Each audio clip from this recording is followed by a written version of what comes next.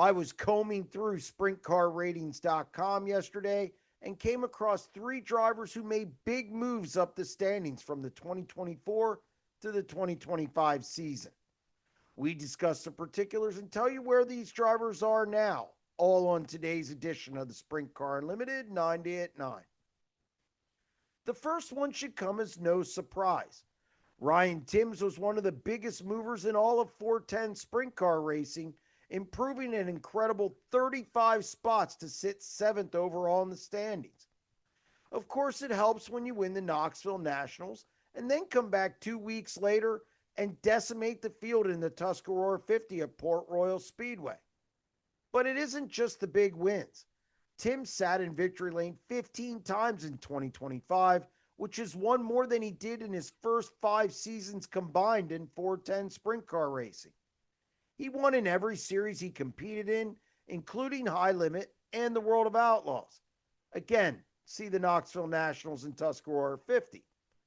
The Oklahoma driver is now considered a top 10 driver in the sport, running for Shane Liebig, and I'm interested if he can stay there next season.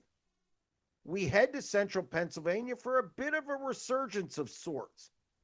Lance DeWeese had 2 wins in 2024, but he lacked consistency, which is why he was all the way down in the 67th position heading into this past season.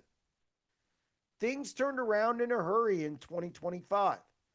DeWeese still had 2 wins, but he more than doubled his top 5s and had 10 more top 10s despite only having 1 more race in the Barry Shearer-owned number 12. The big improvement was in the touring races, as he competed with High Limit and the World of Outlaws 11 times and posted 4 top 5 finishes to move up to 37th in the order. Not bad for a guy who's 60 years old, and I have no doubt that he can still get it done and win races under the right conditions and in the right equipment. Finally, I can't say enough about Tanner Thorson and what he's accomplished in 410 sprint car racing over the last 2 seasons.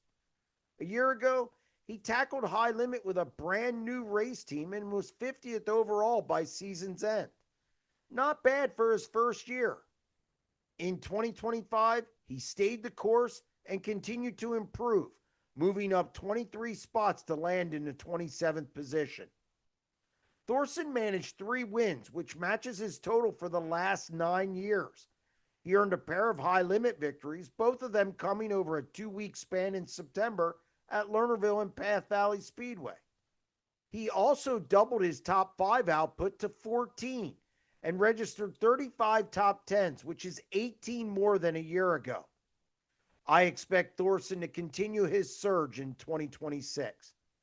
That's going to wrap up this edition of the Sprint Car Unlimited 90 at 9, and we'll be back tomorrow.